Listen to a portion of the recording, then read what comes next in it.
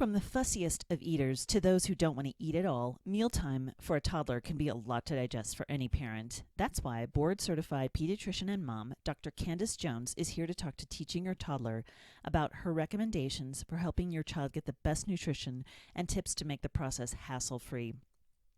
She'll give you recommended foods for your child and also alert you to what should be avoided.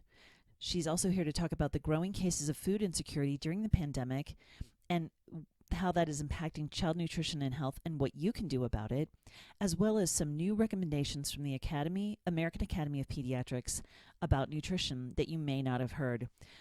Don't miss these wonderful tips that she has for you and your child to make the fussiest eaters ready for action. Today on Teaching Your Toddler. Thanks so much. Dr. Jones, thank you so much for speaking to Teaching Your Toddler today. I really appreciate it. So I understand that you have some new guidelines that have come out about feeding children. Of course, our audience has mostly small children, so I'm super interested to hear what you can tell us about some of these new dietary guidelines. Well, thank you so much for having me this morning. The new dietary guidelines are backed by the American Academy of Pediatrics and are there to promote a healthy, balanced diet for our kids.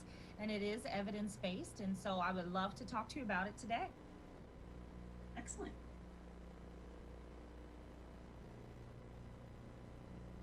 So are there some differences from like kind of the typical food pyramid or whatever that we've kind of been talking about for our kids, for our little ones? So it is based on all of our knowledge of healthy diet and well-balanced diet. And so, for example, some of the things I recommend as a pediatrician that also fall in line with these new guidelines is that in the first 6 months of life, infants should be getting breast milk only if possible. And then around 6 months, I ask parents to start to introduce a wide variety of complementary pureed foods, one new food at a time, so that children get different flavors and textures. So, for example, that could be low-fat plain yogurt, cheeses, oatmeal, meats, beans, fruits and vegetables. And it's also important, this is the new add to these guidelines, it's important to introduce common allergy foods like dairy, eggs, fish, nuts, because the evidence is clear that early introduction of these foods can prevent the development of food allergy. So that's something that we once advised against, but now we are recommending. Wow, yeah, that's kind of earth-shaking, honestly, is that we always try to avoid those foods for our kids, but that's great. Do you along that line a little bit, toddlers are notoriously picky eaters, so how can moms and dads kind of support that while also making sure they get enough nutrition?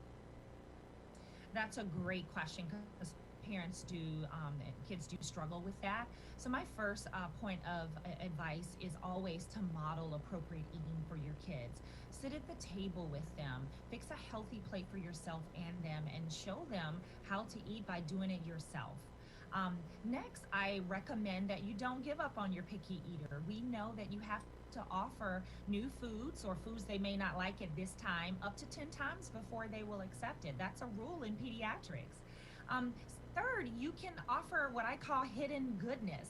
Give them a smoothie with yogurt, a favorite fruit, and spinach. They will love that. And mix veggies into their sauces with pasta, whole grain pastas. Also make snacks fun. Shredded cheese, ants on a log, or peanut butter and apples are some kid favorites. And that will help your kids eat more nutritious and well-balanced, but also have fun. Oh, that's perfect. I've never heard that 10 times rule, but that's really because it's so easy for parents to just give up, oh, the kid doesn't like it, I'm going to do that again. Yes, I hear that a lot. Yeah, right. So patience and persistence for parents, I guess. Absolutely. Your will has to be strong. Very good. Just like their will, right? Yes, yes. Thank you for those tips. Are there, I understand that with the pandemic, and I know we're almost out of time, but with the pandemic, there's been a lot of sort of new food insecurities that are showing up in children. Can you address that a little bit?